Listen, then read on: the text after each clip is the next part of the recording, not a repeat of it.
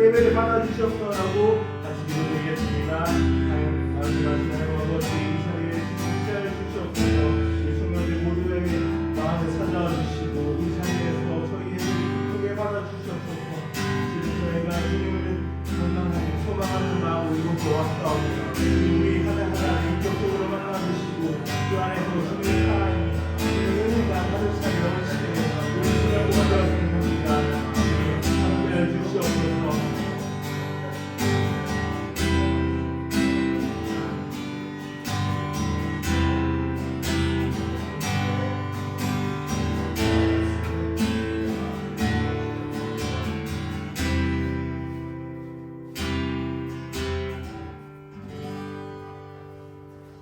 기도드리겠습니다.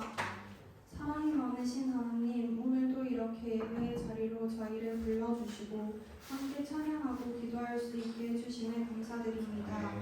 이 예배가 단순한 의무의 시간이 아니라 저희 마음이 진심으로 주님께 닿는 시간이 되기를 원합니다.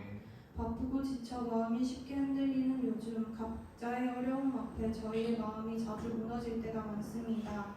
주님 그 안에서도 믿음을 놓지 않게 붙들어 주시고 하나님의 말씀 안에서 다시 힘을 얻게 하시며 작고 소중한 은혜들을 놓치지 않게 하여 주시옵소서.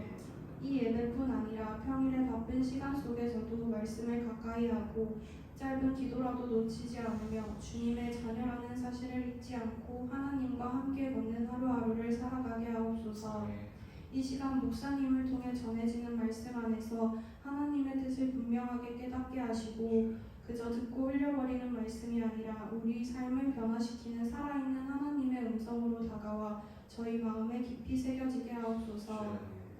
또 더 많은 청년들이 이 공동체 안에서 위로를 받고 웃고 기도하면서 함께할 때 더 단단해지는 우리 청년부 공동체가 되기를 원합니다.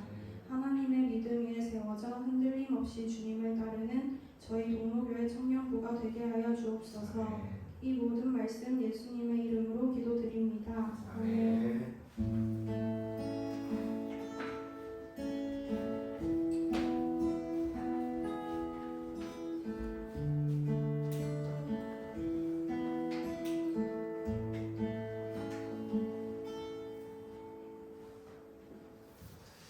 네, 오늘 우리가 함께 읽을 말씀은 마태복음 16장 13절에서 20절 말씀 함께 보겠습니다.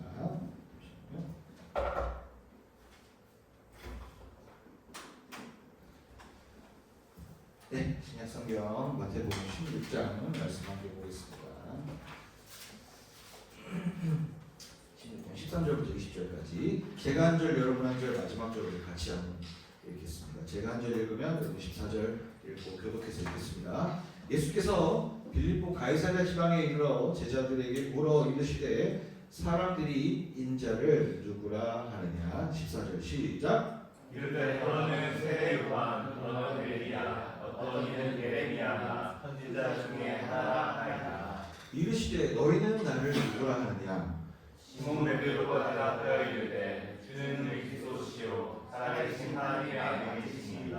예수께서 대답하여 이르시되 바요나 시몬아 내가 복이 있도다. 이를 내게 알게 한 이는 혈육이 아니요 하늘에 계신 내 아버지시니라. 또 내가 내게 이르노니 너는 되돌라. 내가 이 반석 위에 내 교회를 세우리니 음부의 권세가 이기지 못하리라. 내가 천국 열쇠를 내게 주리니 내가 땅에서 무엇이든지 내면 하늘에서도 매일 것이요 내가 땅에서 무엇이든지 풀면 하늘에서도 풀리리라 하시고 이에 제자들에게 경고하사 자기가 그리스도인 것을 아무에게도 이르지 말라 하시니라. 아멘. 그렇습니다. 좀 더워서 조금 제가 마이크를 벗으면 될 것 같습니다. 제가 마이크를 좀 벗고 하겠습니다. 네.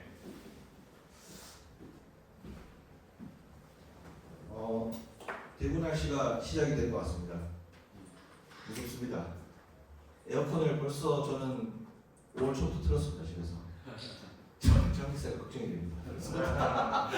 이게 대구 날씨가 몇 도가 무서운 게 아니고요. 알죠? 나갔을 때 살짝 그 습기 알죠?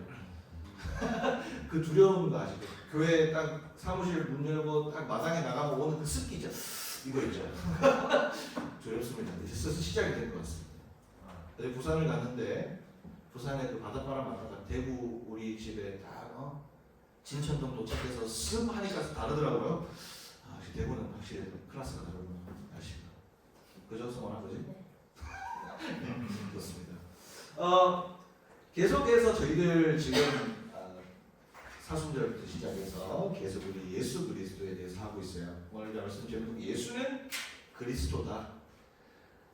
지금 우리가 예수에 대해서 배우고 있는 거예요. 우리가 예수 그리스도를 안 믿는 교회 안 나오는 사람들도 예수 그리스도는 알아요. 예수 그리스도 들어봤다. 근데 예수는 그리스도라고 하는 말씀 제목을 줘봤습니다. 예수도 잘 모르는데 그리스도는 뭐냐고요.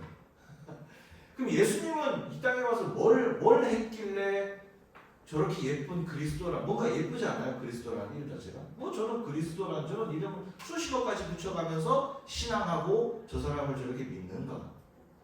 예수 그리스도가 이 땅 가운데서 어떤 존재이길래 저분은 그리스도라는 저 명칭으로 불리게 됩니다. 그리스도는 무엇인가? 오늘 이걸 한번 볼 거예요. 근데 이 예수는 그리스도라는 오늘 이 제목이 이해가 안 되면 신앙생활 하기가 어려워요. 굉장히 오늘 핵심적인 이야기를 함께 나눌 겁니다. 자, 때는 오늘 이 말씀 우리가 읽은 이 말씀을 읽었습니다. 말씀을 읽었는데 오늘 이 말씀의 배경이 어디냐면 예수님이요 제자들을 항상 데리고 다녔어요. 예수님 제자 몇 명인지 성원 알겠니? 몇 명이니? 모르죠.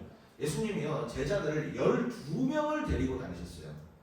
예수님도 이 땅에서 능력이 있어서 기적도 많이 일으키고 하시지만 예수님이 제자들을 키우시고 제자들과 함께 그 일들을 같이 감당했어요.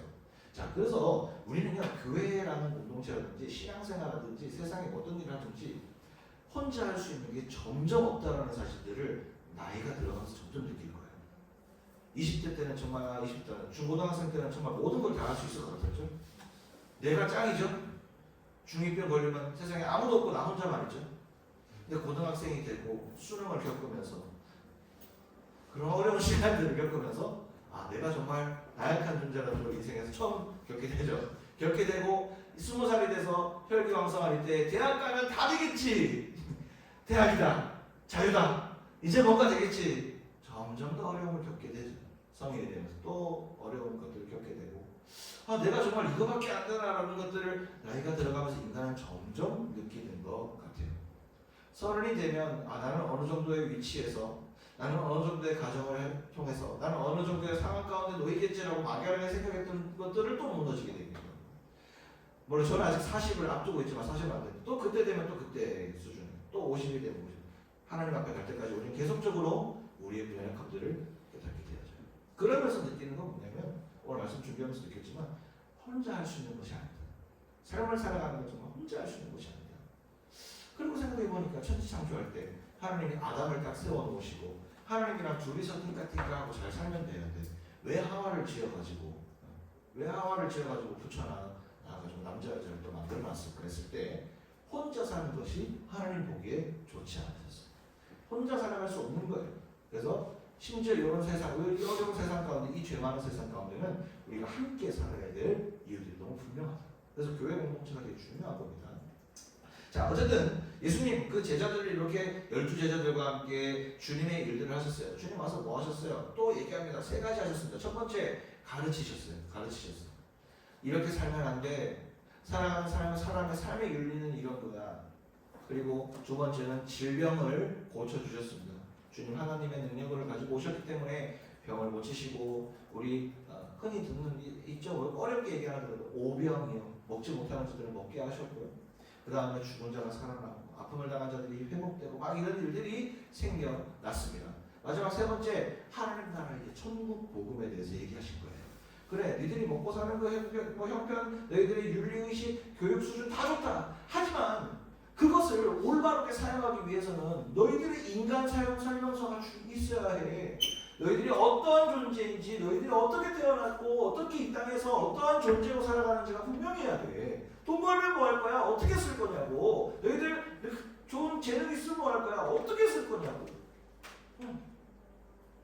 너희들이 돈 벌어갖고 좋게 사용해야지. 그것도 참 아름다운 것이다. 우리 세상을 봐봐요. 돈 벌었다고 다 좋게 쓰입니까? 돈 버는 게 사람 죽일 수도 있어요. 좋은 재능을 가지고 사람 죽일 수도 있어요. 지난번 얘기 드렸나요? 히틀러, 전 지금도 히틀러 연설에 언어학자들이 히틀러 연설을 보면 까무라친대요. 그렇게 연설을 잘하는 사람이 없대요. 세계 전 역대 역사상 최고의 명연설가 3위 안에 들어가는 게 히틀러예요. 근데 그 연설을 어떻게 했어요? 사람을 죽이고 선동하는 도구가 되었단 말이죠. 어떻게 쓰이느냐가 중요한 거다. 그래서 예수님 와서 우리에게 복음이라는 걸 주셨다는 말이에요. 복음, 기쁜 소식. 너희 인간들 이제까지 너희들의 힘 믿고 살았지. 너희들의 자아대로 살았지. 그러니까 뭔가를 이루어도 자꾸 힘든 거야. 외로운 거야. 고독한 거야. 우울한 거야. 그것을 벗어나기 위해서 너희들을 지으신 하나님의 목적대로 살기를 바란다. 너희들이 마음까지 갖고 있는 죄의식, 죄책감, 무너짐, 우울, 이 모든 것을 해결하기 위해서 예수 그리스도 하나님 앞으로 돌아와라는 것이 주님의 마지막 3번째 목적의 역할이었습니다. 자, 그렇게 이제 질병 퇴치와 이렇게 예수님의 사역을 감당하니까 많은 사람들이 얼마나 감동을 받고, 그 예수님의 직접 만지심과 함께 그런 일들이 막 일어나니까, 기적의 일들이 막 일어나니까 사람들이 엄청 많이 따랐어요. 12명의 제자를 들어가지고 시작을 했는데 5,000명 남자, 성인 남자만 5,000명을 먹일 정도의 인파가 몰리기 시작했습니다.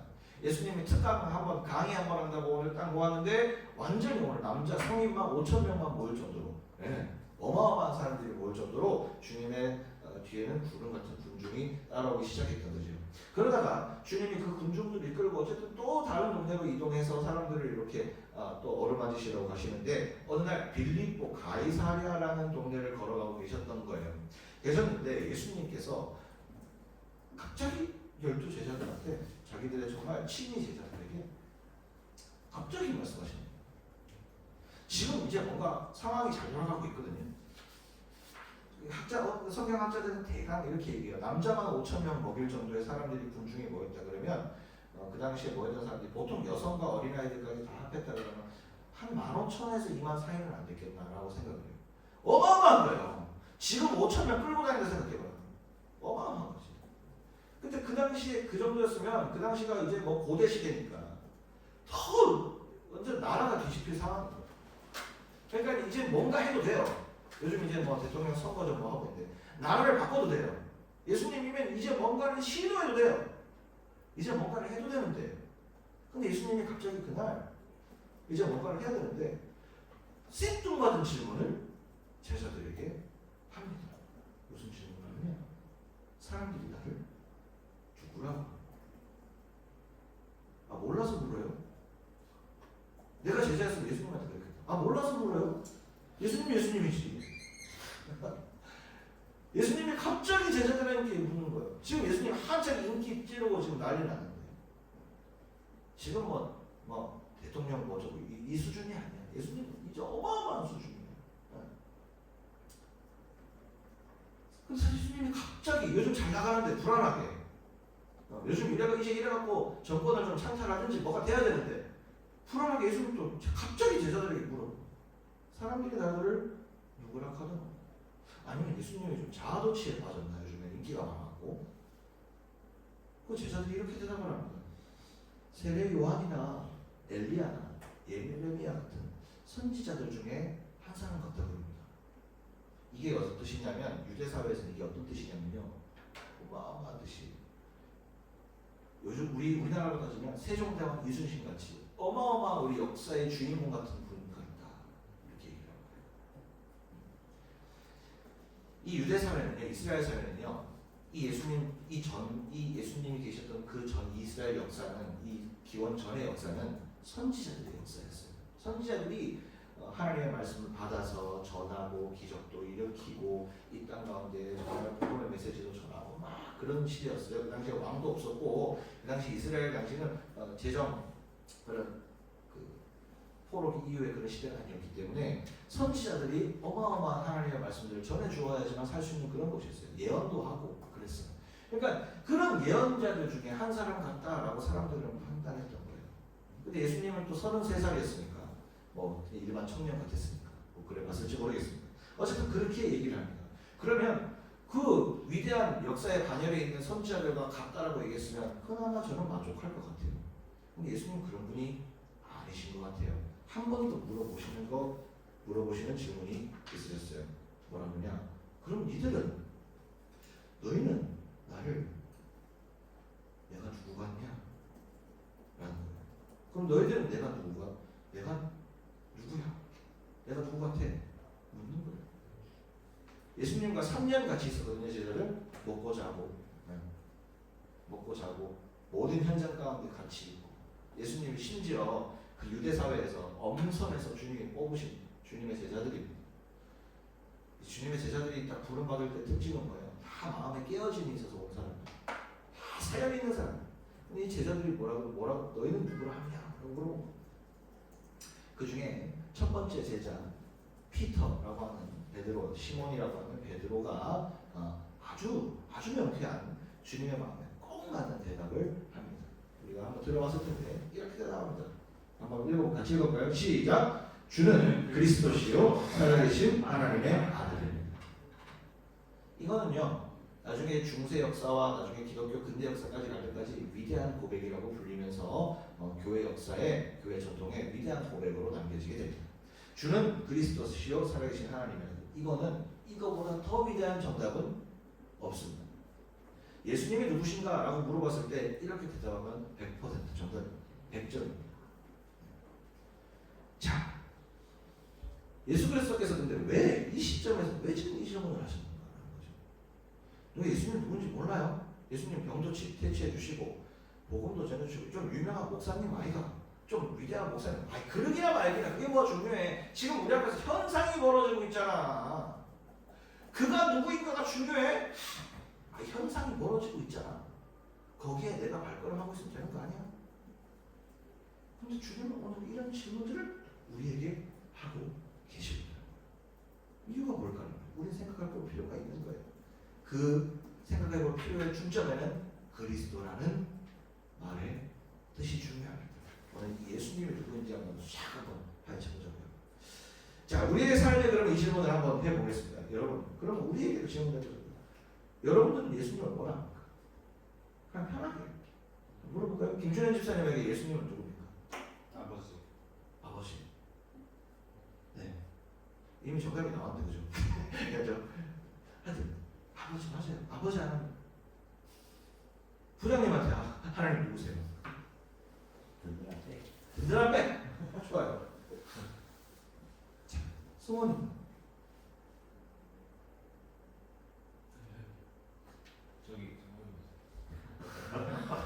승원이 쫀심이 있지. 나도 그러지 마세요. 쫀심이 있지. 네. 예수님은 어떤 분 같아요? 승원이 개인적으로. 아무도 못 믿을 수 없는. 와. 저를 위해서 끝내야 되나? 너무 그렇죠. 좋네요. 맞아요. 하나님은 그런 속성을 가지고 계시는 분이세요. 아버지이기도 하고 우리 뒤에 정말 우리를 지키시는 분이시기도 하고, 정말 아무도 믿지 못할 때 우리를 그걸 신실하다고 얘기를 해요. 정말 신실하신 주님, 아무도 믿지 못할 때 변함없는 신뢰를 주시는 신실하신 주님이기도 해요. 근데 우리에게 이 질문이 없으면요, 우리의 삶이 되게 무색해져요. 아까 제가 잠깐 얘기했는데 우리의 삶의 주인이 예수 그리스도 하나님이라고 얘기했는데 그 주인이 누군지를 알지 못하는 그 주인이 누군지 알지 못하는 그 정체성이 확립이 안 되면 우리 삶 되게 무색해져요. 예수 그리스도 하나님의 아들 되신 예수 그리스도가 우리 삶의 주인인데 그분에 대한 정의가 우리의 삶에 없으면 우리의 주인을 알지 못하고 우리의 온 목적을 알지 못하고 살아가면 우리의 삶이 그렇게 혼란 가운데 있는 겁니다. 그래서 아까 말했던 세상에 어떤 것들을 이루는 것도 중요하지만 그 주님의 마음을 가지고 이루는 게 더 중요해요. 자, 다시 본문으로 돌아가서 이 질문 앞에서 오늘 우리는 두 가지의 대답을 들었습니다. 선지자 중에 하나라고 합니다. 두 번째는 주는 그리스도시요 살아계신 하나님의 아들입니다. 이렇게 얘기했습니다. 제가 얘기하는 것은 이전에 이 대답에서 선지자의 일들이 부족하다는 게 아니에요. 선지자 이거라고 대답했다고 저는 잘못했다라고 얘기하는 것이 아니에요. 오늘 단 이 대답이 100점이 될 수 없는 이유가 있어요. 뭐냐? 그 당시 이스라엘 사람들이 가지고 있었던 마음의 가장 중요한 말씀 중에 하나가 바로 이 출애굽기 19절 6절인데요. 우리 한번 읽어볼까요? 시작! 너희가 내게 대하여 제사장 나라가 되며 거룩한 백성이 되리라. 너는 이 말을 이스라엘 자손에게 전할지니라. 아멘. 예전부터 이스라엘이 민족이 되면서부터 시작됐던 말씀인데요. 하나님이 이 이스라엘 백성들은 좀 특별했어요. 그래요, 좀 특별했어요. 유대인들 자기들 지금도 유대인들은 자기 뽕이 있잖아요. 유대인 뽕들이 어마어마하잖아요. 자기들 똑똑한 민족, 그게 강하잖아요. 그래서 홀로코스트가 일어나고 그랬잖아요. 야, 자기들만 잘났다 그래가지고. 어쨌든 그 이유가 또 뭐냐면은 이스라엘 백성들은 민족이라는 게 처음 이 민족이 생겼을 때, 우리 성경 공부했을 때 배우셨죠? 처음 언약을 맺을 때 하나님이 이렇게 이 백성들에게 이렇게 이야기하면서 언약을 맺었어요. 약속을 맺었어요. 내가 너희들 하나님이 될 거야. 근데 너희들 나의 백성이 됐으니까 너희들 제사장 나라가 될 거고 너희들 거룩한 백성으로 내가 삼아줄 거야. 그리고 너희들 이거를 너희들 후손에게 빠짐없이 전해라 라고 얘기를 한 거예요. 자, 이 말의 뜻은 뭐냐? 이때부터 이스라엘 백성들의 마음이 굉장히 풍성해지기 시작했어요. 좋은 마음들이죠. 하나님의 백성으로 살아가는 거룩한 모습으로 살아가게 되었습니다. 그런데 이 백성들이 나중에 하나님을 떠나고 이 백성들이 죄악의 음란의 죄악들, 이방신의 죄악들을 막 지키기 시작하면서 어떤 마음이 드냐면 하나님 앞에 막 고난도 당하고 이 백성들이 하나님의 길로 가지 않으니까 거룩한 백성으로 취급을 받지 못하고 많은 어려움들을 겪으면서 드는 마음들이 뭐냐면 오히려 저희들이 더 하나님 앞에 신실한 믿음으로 살아가기를 원합니다. 하나님 저희가 이런 죄악들을 버리고 음란의 죄악, 탐욕의 죄악들을 버리고 건강한 백성으로 살아가겠습니다. 해서 살아가면 되는데 잘못 자리 잡힌 거예요. 어떻게? 우리 백성 최고, 우리나라 최고. 야, 정치적으로 우리나라가 최고야. 그 당시에 이 이스라엘 로마의 지배를 받고 있었거든요. 야, 정치적으로 우리 유대민족이 최고야. 히브리가 최고야. 야, 정치적으로 예수 그리스도 뭐 저렇게 됐다. 야, 로마를 이길 이제 군대를 만들어서 업라이징하게 되겠다. 밀란을 일으키게 되겠다. 뭔가 좀 이상해. 사람들의 움직이는 생각이. 그래서 오병이어 사건 나중에 이제 오병이어 사건에서 막 사람들이 먹고 마실 때 어떤 일이 일어나냐면 막 먹고 좋아요. 근데 예수님을 막 목마를 태워가지고 예수님을 왕으로 삼으려고 막 정치적인 움직임을 막 하니까 예수님이 막 혼란스러워져가지고 예수님이 그 자리를 막 피하시거든요. 아니 막 영광의 자리에 사람들이 막 요즘에 뭐 김문수 이재명 막 하듯이 막 해가지고 뭐 예수님 막 이렇게 하면은 뭐 정치를 하든지 확 해가지고 이제 뭐 조직을 짜가지고 나를 한번 먹든지 이렇게 혁명을 일으키든지 뭘 하면 되는데 예수님의 뜻은 그게 아니다. 사람들의 마음은 그랬어요. 오늘도 가이사랴 빌립보에서 이 사람들 들뜬 사람들의 마음, 기적이 막 일어나고 사람들이 막 붙으니까 이 제자들과 군중들의 마음이 어떠하다는 걸 주님은 아신 거예요? 뭔가 주님의 뜻과는 달랐다. 정치적으로 뭔가 이 체제적으로 한번 몰아칠 수 있는. 그래서 한번 몰아쳐서 12제자들 중에 나는 국방부 장관을 한번 맡아야 되겠다. 나는 좀 글을 읽을 줄 알아. 난 교육부 장관 정도는 해야 되겠다. 문화부 장관 정도는 해야 되겠다. 나는 베드로니까. 나는 그래도 수제자인데 나는 총리 정도는 해야 되겠나. 엄한 마음을 갖고. 오늘 말씀 다 읽지 못했지만 한 2장만 넘어가잖아요. 어떤 얘기가 나오냐면 서로 누가 크냐 논쟁을 합니다. 제자들 12명끼리. 야, 하늘나라 가면 누가 예수님 옆에 있겠냐? 야, 너냐? 나냐? 야, 요즘 분위기 흘러가는 거 보면 몰라? 나야. 나. 야, 그래도 주님 항상 식사하실 때, 항상 옆에 내가 하는 거 몰라? 나야. 막 싸웁니다. 예수님 정말로 화내십니다. 지금 뭐 하는 거냐고. 뭔가 예수님의 뜻과 사람들의 뜻이 달라요. 겉으로 보이는 건 뭔가 아까 얘기했던 일이 일어나고 있어요. 뭔가 일을 해도 될 것 같아요. 일이 막 일어나요. 눈에 보이잖아요. 그런데 예수님이 뭐라는 뭔가 목적과 달랐던 거예요. 그래서 예수님이 이 시점에서 물어보신 거예요. 너희들 왜 내가 누군지 아느냐고. 너희들 왜 이 발걸음을 같이 하고 있어? 한 번쯤 이 점검이 필요한 시간이었던 거예요. 우리의 삶을 한번 볼까요? 여러분, 우리가 이 교회에 나오는 거 참 귀한 발걸음이에요. 저 여러분들 이 발걸음을 매일매일 축복하고 너무너무 귀하다고 생각해요. 심지어 제가 그런 얘기도 했죠. 여러분 아침에 눈 뜨는 것 자체가 어마어마한 영적 전쟁의 승리예요. 이 교회에 나오려고 신발 신는 그 하나하나, 옷 입고 준비하고 양치하고 씻고, 여러분 그 하나하나가 어마어마한 믿음의 행위라고 저는 믿습니다. 할렐루야. 네. 여러분들 그래서 이 자리에 나와서 사실은 은혜를 더 많이 받아가면 좋겠지만 이 자리에 온 것만으로도 목사님이 오라 그랬어요. 누가 오라 그랬어요. 그 계기가 있을지 모르겠지만 결국 여러분의 마음이 이 자리에 함께 하겠다는 마음으로 온 것은 하나님의 은혜라고 생각을 하시고 믿으시길 주님의 이름으로 소망합니다. 네. 그 믿음으로 시작을 해야 돼요. 어쨌든 자, 그래서 이 질문 가운데 그럼 우리 두 번째 질문으로 다시 한번 돌아가 보자고요. 자, 예수는 준 그리스도시요 사랑하는 하나님의 아들, 이게 되게 중요하다. 주님이 원했던 이 질문, 이 대답, 주님이 원하시는 이 대답 가운데 주님이 뭐라고 하시는 줄 알아요? 이걸 베드로라는 수제자가 얘기를 했거든요. 자기도 뭔 생각인지 모르고 얘기했어. 어쨌든 주님이 그런 것 같아서 얘기를 했는데 주님의 마음에 너무 든 거예요. 주님이 야, 내가 너에게 천국 열쇠를 주겠다. 야, 정말 너 어떻게 그런 고백을 했니?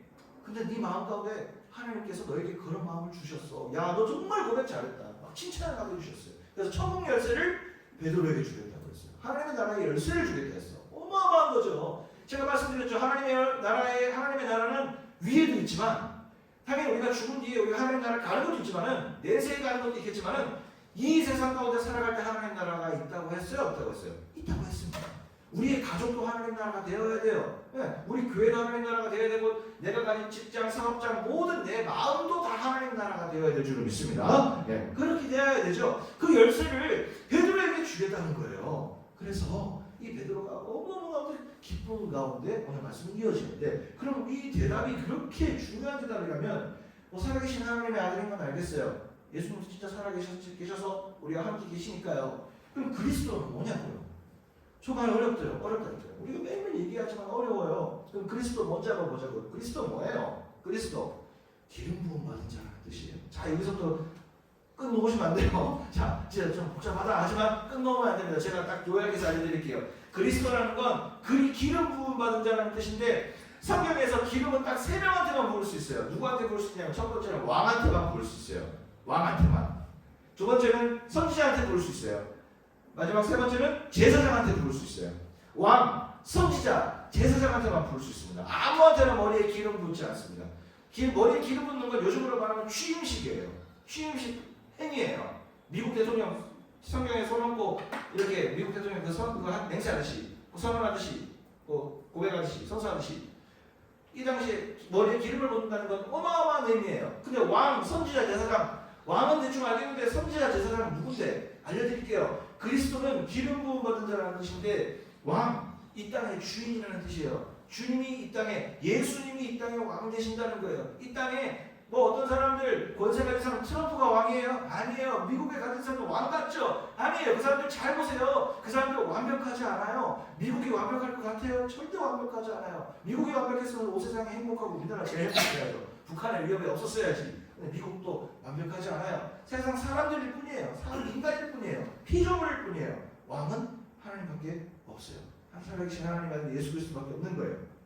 자, 두 번째, 선지자. 선지자는 어떤 사람이냐면, 아까 잠깐 얘기했는데, 선지자는 그 시대에 하나님의 말씀을 전해주는 사람이에요. 하나님의 말씀을 전해주는 사람. 목사님 같을까요? 전도사님 같을까요? 이 시대에, 근데 이 시대는 우리 모두가 하나님 말씀을 다 전하고 하나님 말씀을 나눌 수 있기 때문에 이 선지자, 복음을 전하고 정의를 실천하는, 복음이라고 어렵게 생각하지 말아요. 하나님 말씀의 진리라고 생각하면 돼요. 복음, 좋은 소식. 그 복된 소식을 전하고 정의를 실천하는 사람이 선지자. 그 시대에 하나님의 말씀을 먼저 나서서 전해주고, 듣지 못하는 자들에게 전해주고 실천하고, 그 자리를 하나님의 나라로 전도할 수 있는 사람은 선지자. 세 번째, 마지막, 제사장. 예배를 옛날에는 아무나 드릴 수가 없었어요. 지금도 그렇죠. 하고 싶다고 예배 아무나 할 수 없죠. 하고 싶다고 내가 설교할래. 갑자기 뭐 혜빈이 나와가지고 목사님 바로 와라 좀 내가 설교할게요. 딱 이랬어. 그건 안 되는 거죠. 어쨌든 그런 식으로 내가 그리고 혜빈이 갑자기 기도하는데 가서 내가 마이크 내놔 이렇게 할 수 없는 거죠. 다 우리가 정해진 직책이 있죠. 어쨌든 그것처럼 이 제사장을 예전에는 예배를 드리는 정적 지도자 딱 한 사람만, 제사장만 예배를 올려드릴 수 있었어요. 당연히 일반 성도들의, 일반 백성들의 그 기도 제목을 다 담아서 올려드리는 사람이 제사장이었어요. 지금 우리가 개인적으로 다 기도하면 하나님 들으시잖아요. 이렇게 지금 되었지만 그 당시에는 이 제사장, 우리의 기도를 다 모아서 대신 가장 대표로 올려드리는 사람이 제사장이었어요. 예수님이 그 역할을 하신다는 거예요. 자, 한번 풀어봅시다. 첫 번째, 예수님의 그리스도라는 뜻의 첫 번째는 예수님이 이 땅의 왕이라는 거예요. 그 누가 이 땅에서 내가 다 안다라고 하더라도 절대 믿지 말라. 사이비 뭐 세상에 뭐 엘빈 토플러가 뭐 어쩌고 저쩌고 뭐 미래가 어떻고 저쩌고 노스타트업서 어쩌고 저쩌고 믿지 마라. 미래는 알 수 없다. 여러분 주식도 몰라요. 주식도 몰라. 삼전 어떻게 될지 어떻게 알아요? 아직도 오만전자가 어떻게 됐어요? 잘 모르겠나? 영원하잖아. 몰라. 주식도.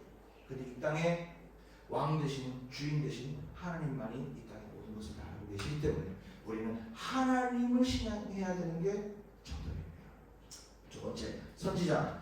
복음을 전하고 정의를 실천하는 역할로서 주님이 오셨다. 아까 방금 말씀드렸죠. 예수님이 오셔서 복음을 전해주셨고 예수님이 오셔서 우리에게 알려주셨어요. 이렇게 살으라고. 예수님이 이렇게 살아야 너희가 건강하게 살 수 있어 라고 말씀해 주신 것이 뭐예요? 성경. 그래서 말씀해 주신 거예요. 마지막 세 번째, 예배를 드리는 영적 제도. 이건 조금 어려우니까 조금 풀어봅시다. 시간 좀 가는데 우리가 죄인이에요. 우리가 원래는 하나님 앞에 기도 못해요. 원래는 하나님은 죄가 일절 아예 없으신 분이기 때문에 우리가 가지고 있는 죄악이 있는 한은 하나님과 절대로 맞닿아 있을 수 없어요. 하나님과 맞닿아 있지 못하면 어떻게 돼요? 우리 죽는 거예요. 그냥 죽음이 끝이에요. 7, 80, 90, 100살 살다가 죽으면 끝이에요. 끝. 근데 성경에 안타깝게도 끝이라는 것 이외에 또 뭐가 있더라고요. 지옥이요. 영원한 형벌이 있대요. 이 땅에 살아가면서 그 죄를 해결하지 못하고 죽었기 때문에 지옥이라는 것이 있대요. 그건 영원한 고통이에요. 그러면 우리는 이 땅 가운데 어떻게 우리의 죄를 해결할 것인가? 어떻게 이거 해결할 겁니까? 그럼 이렇게 살아가면 되는 겁니까? 그 죄를 해결하시기 위해서 예수께서 그리스도로 오셔서 이 제사장의 역할을 감당하셨다. 우리의 죄를 다 끌어안고 하나님 앞에 우리의 죄를 올리셔서 사해 주셨다는 거죠. 그게 십자가입니다. 십자가. 예수님 왜 십자가에 달려 돌아가신 거 퍼포먼스 아닙니다. 누군가는 죽어야 돼요. 우리는 죽어야 해요. 우리의 죄를 우리가 해결할 수 있어요? 내가 너의 죄를 사하노라. 나도 죄인이야. 아무리 세상에서 유명한 목사님이 와서 너의 죄를 사하노라 해도 죄인이에요. 그 사람은. 그게 가톨릭이 제일 오류예요. 신부님은 죄 안 져요? 인간이에요. 인간. 교황세를 뽑혔죠. 교황님은 죄 안 져요? 죄지요. 인간이 인간에게 너의 죄를 사하노라 하면 사해지는 겁니까? 아닙니다. 인간은 인간을 절대 죄 사함할 수 없어요. 죄 없는 사람이 사할 수 있어요. 죄 없는 누군가가 우리를 사해 주어야지만, 죄 없는 그 누군가가 사해 주어야지만 우리의 죄가 사해질 수 있습니다. 근데 죄 없는 분이 딱 한 분 계시더라고요. 예수. 우리의 주인 되신 예수님만이 죄가 없으십니다. 그럼 우리 죄를 해결하기 위해서 어떻게 해야 돼? 용서해 줄게가 아닌 거예요. 우리를 위해서 대신 죽어주셔야만 하는 거예요. 그 죄값은 치러야 되니까요. 우리가 지은 죄값은 언젠간 치러야 되니까요. 그럼 그걸 제가 우리 누구에게 맡겨요? 우리에게 맡겨요? 주님 그러실 수 없어서 아무런 죄 없는 그 주님이 그 억울함을 다 뒤집어 쓰시고 골고다로 올라가셔서 십자가를 지시고 아무런 말씀도 하지 않으셨어요. 야, 너가 예수라며. 네가 하나님의 아들이면 뛰어내려와봐. 폭풍만 사지 말고. 안 내려오셨어요. 말씀 안 하셨어요. 아무 말씀도 하지 않으셨어요. 오히려 그 사람들을 위해서 어떻게 얘기했어요? 저 사람들 아무것도 알지 못합니다. 저들의 죄를 사하여 주옵소서. 그게 주님의 오신 가장 큰 목적이었어요. 자, 그러면 그리스도라는 뜻이 무엇인지 알겠습니다.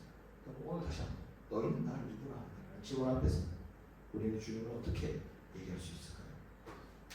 주님이 그냥 와서 시험 붙여주는 사람입니까? 중간고사 잘 치게 해주는 사람입니까? 뭐 좀 잘해주는 사람입니까?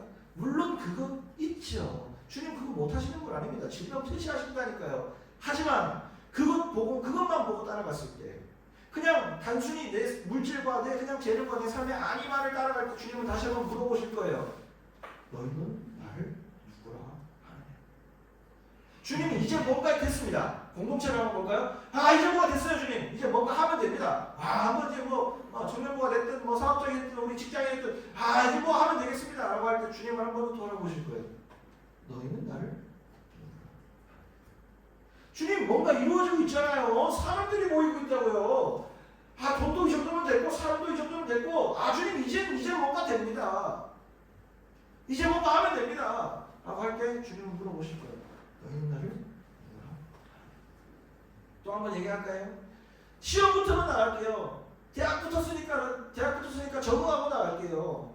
이제 취업했으니까 하고 나갈게요. 이제 결혼했으니까 하고 교회 나갈게요. 예수 믿을게요. 뭐가 이루어졌잖아요. 주님 잠깐만 계세요. 내가 내 일을 좀 해야 되니까. 주님은 여전히 이 시험을 우리에게 던지시고 너희는 나를 누구라? 자, 말씀을 정리해볼게요. 자, 오늘 이 이야기 속에서 예수 그리스도께서 베드로에게 주신 말씀은 두 가지였습니다. 첫 번째는 교회를 주셨습니다. 바요나 시몬아, 내가 너를 천국 열쇠를 주리니 내가 너를 인하여 큰 역사를 이루겠다. 그 역사의 첫 번째는 교회를 주셨습니다. 싫든 좋든 간에 어쨌든 이 땅의 교회가 병들었든 어떤 모양이든 간에 주님은 교회를 이 땅 가운데 주셨어요. 모든 교회들을 하나님이 이루어서 신앙의 공동체를 형성해서 신앙을 생활을 할 수 있게 만드셨어요. 그래서 여러분 이 자리에 온 게 그냥 온 게 아니라는 사실을 다 분명히 성경에서 증언하고 있다고 믿으셔야 됩니다. 두 번째, 삶과 말씀의 일치예요. 그리고 두 번째, 베드로에게 천국 열쇠를 주었다는 말씀이 있습니다. 근데 뒤에 뭐라 그래요? 네가 땅에서 매면 땅에서 무엇인지 매면 하늘에서도 매인다. 땅에서 풀면 하늘에서도 풀린다. 이 땅과 하늘, 천국 하나님 나라와 이 땅의 삶의 현실이 분리되어 있지 않다는 거예요. 일치된다는 거예요. 이 땅에서 그냥 쪼대로 살다가 하늘을 갈 수 없다는 얘기예요. 성경에서 구원은요 두렵고 떨림으로 항상 이미와 아직 속에 있는 그 긴장 상태에서 구원을 이루라고 말씀해요. 하나님의 은혜가 물론 기쁘고 평화롭고 기쁨과 우리에게 은혜를 주지만 그것이 아무나에게 주어지지 않는다는 걸 증명하는 거예요. 여러분 우리의 신앙을 다시 한번 돌아봐야 돼요. 아까 혜빈이가 기도했던 것처럼 거저 주어지는 것이지만 누구에게나 주어지는 것이지만 아무나에게 주어지지 않는 은혜이기 때문에 우리는 이것을 매일매일 고민해봐야 돼요. 우리의 삶을 조명하는 이 성경의 말씀 앞에 예수 그리스도 앞에 항상 우리 고민해봐야 돼요. 우리 해주신 계명문화대학 계시죠? 에드워드 아담스 베어드 선교사가 바보입니까? 그 미국 의사예요. 미국에서 잘 나가는 사람들이에요. 프린스턴 대학 졸업하고 우리 지금 가고 싶어도 못 가는 대학 출신들이 뭐하러 이 대구 땅에 와가지고 학교 세우고 병원 세우고. 우리 왜 김진탁 장로님 계시죠? 그 선교사들과 함께 지냈던 이야기를 들어보니까 정말 처참했어요. 정말 처참했어요. 미국 여러분들 여기서 직장 예를 들어 번듯하게 잡아갖고 있으면 여러분들 오지 가갖고 선교하겠어요? 왜 해요? 심지어 제가 여기 동산병원 뒤에 가갖고 그 언덕 가보니까 애들 물어보죠. 와 진짜 6살 7살 돼서 죽은 애들 있어. 뭐하러 와서 미국에서 의사하고 변호사하고 의사하면 되지. 여러분 하버드 프린스턴 나와가지고 뭐하러 와갖고 소위 말하는 개죽음을 당하냐고. 자기가 죽으면 상관없지. 와이프 죽고 애 죽고 하는데 정신 나가는 거예요. 근데 그 사람들 와서 뭐 했어요? 예수님 하신 이 그리스도 역할을 하셨어요. 교회 세우고 삶과 말씀의 일치를 위해서 아픈 사람들을 돌보고. 그게 동산병원 아닙니까? 교육시키고. 그게 계명대학교, 개성학교 아닙니까? 어마어마한 역사의 현장에 우리 지금 연장선에 있는 거예요. 그 현장을 보고 있는 거예요. 어마어마한 거예요, 여러분. 자, 기적을 맛본 사람들, 그 예수 그리스도 뒤에 5,000명 오병이어를 먹고 15,000명 가량 되는 예수님의 기적을 경험한 사람들이 예수님을 막 연호하고 막 대모했습니다. 예수님을 왕으로 삼고 싶어서 막 했습니다. 여러분, 근데 나중에 마태복음 16장에서 정확히 6장만 넘어가면 예수님께서 십자가에 달아 돌아가실 때 그 사람들이 하는 행동들이 180도 바뀌어져 있는 걸 볼 수 있습니다. 이 사람들 예수님이 오병이어를 입에다 먹이고 말씀을 전할 때는 앉아가지고 대선 나가시죠. 이제 우리나라가 바뀌겠습니다. 드디어 이제 로마의 압제에서 우리 정치적으로 좀 뭔가 바뀌고 정치가 좀 나아지고 우리가 이제 뭔가 좀 삶이 좀 나아지고 경제가 좀 나아지고 야 되겠네 했는데 그 사람들 이루어지지 않고 예수 그리스도가 십자가 지시는 모습을 바라보자 어떻게 됐습니까? 욕하고 침뱉었습니다. 저주했습니다. 네가 우리를 속였다. 33세상 너가 우리를 서천면 네가 하나님의 아들이라는 그 신성 모독으로 우리를 속였다. 우리의 시간을 속였다고 예수님은 손가락질했습니다. 말이 되는 얘기입니까? 근데 우리의 삶에서 그런 모습들이 있지 않나요? 예수 그리스도에 대해 어떻고 저떻고 참 좋은 얘기다. 딴짓다. 딴 생각. 예수 그리스도의 십자가 앞에서 다시 한번 우리 자신을 노출시킬 필요가 있습니다. 내 마음의 주인을 바로 세워야 된다라는 결론으로 오늘 이야기를 마무리 지으려고 합니다. 우리 마음의 주인 누굽니까? 우리 마음의 주인은 예수 그리스도십니다. 그리스도 대신 예수입니다.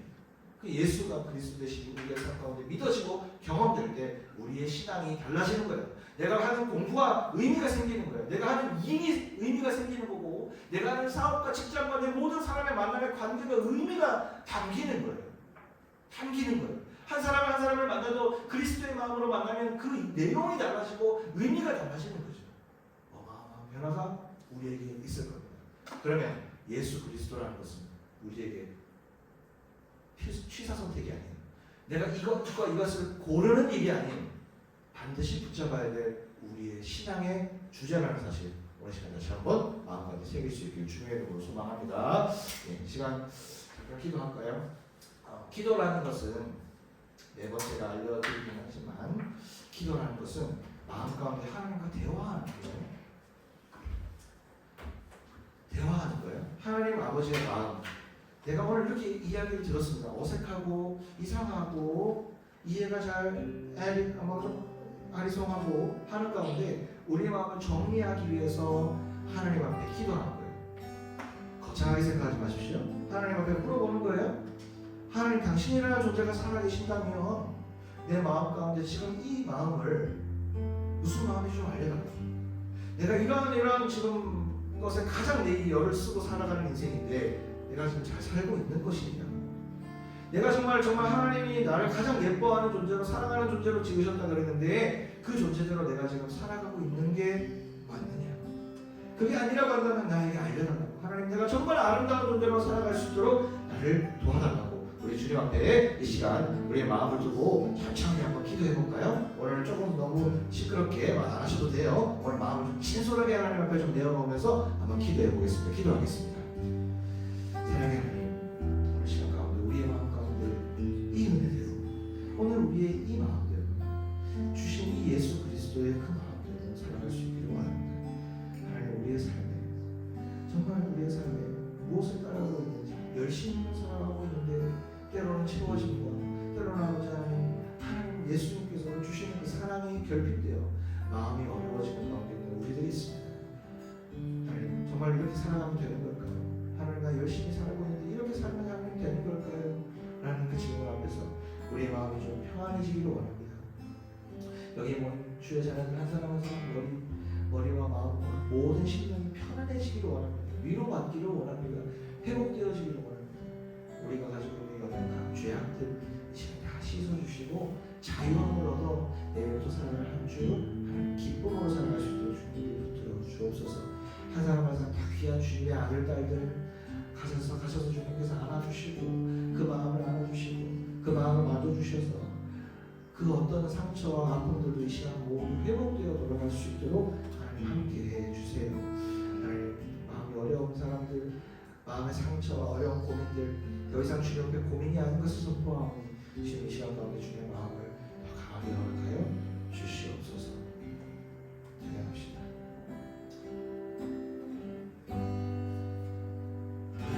아버지 당신의 마음이 있는 곳에 나의 마음이 있기를 원해요.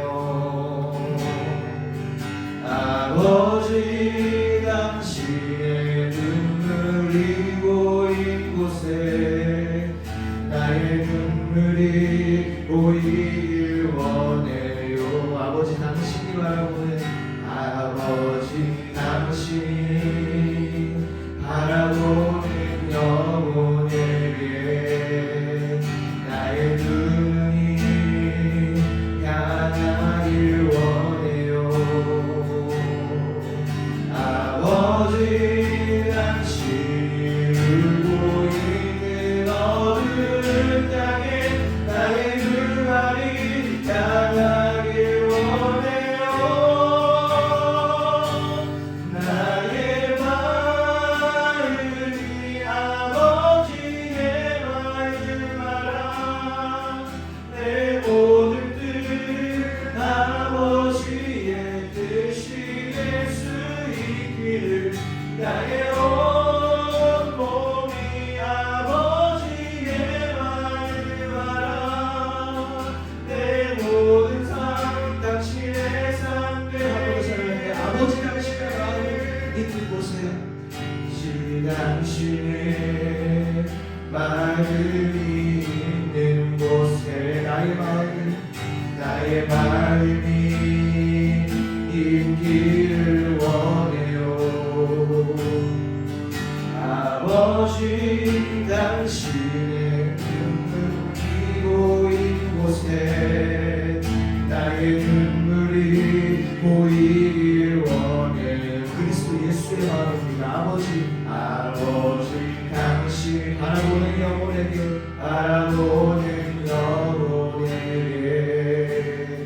나의 눈이 향하길 원해요.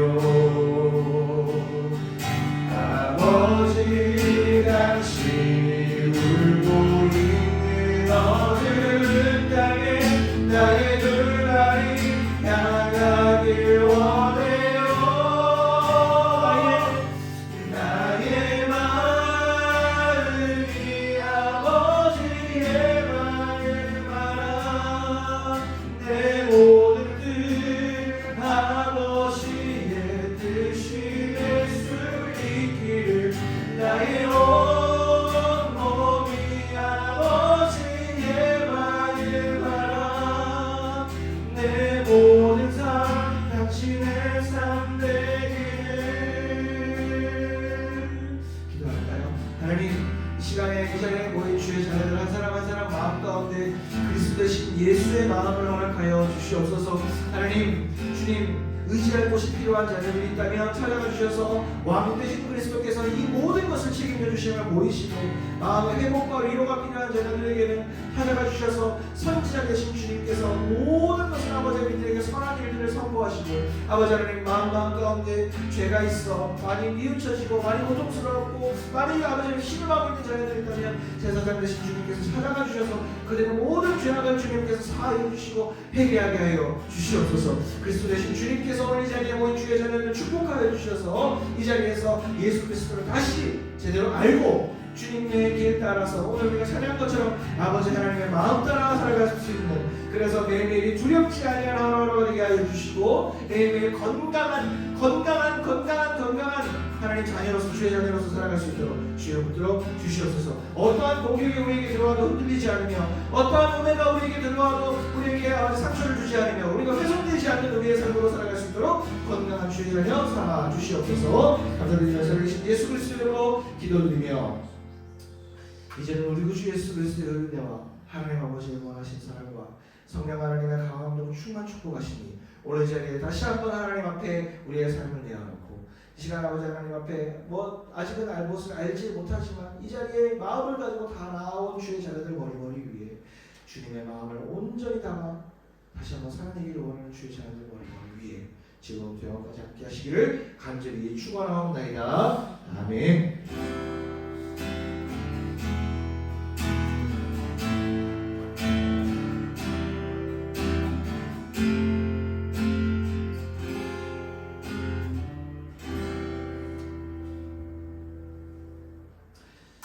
네, 수고하셨습니다. 우리 제가 말한 기도하고 음악이 나오는 거는 기도에 대해서 자기가 혼자서 좀 한번 생각해 볼 수 있는 하나님과 좀 대화할 수 있는 시간을 시간을 드리니 끝났는데 노래 이렇게 감상하셔도 되지만 그 시간으로 하는 거니까 알려드립니다.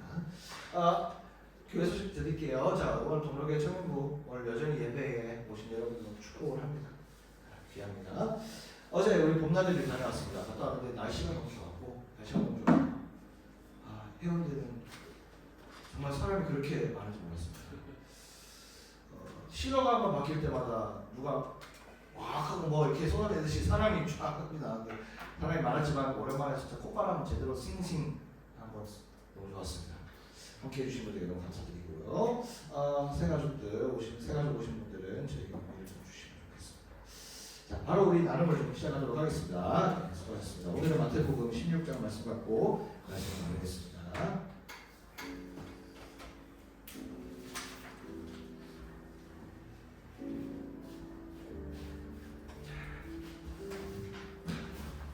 바로 진행을 하겠습니다. 오늘 마태복음 어떻게 불을 좀 킬까요? 네. 불을 좀 킬까?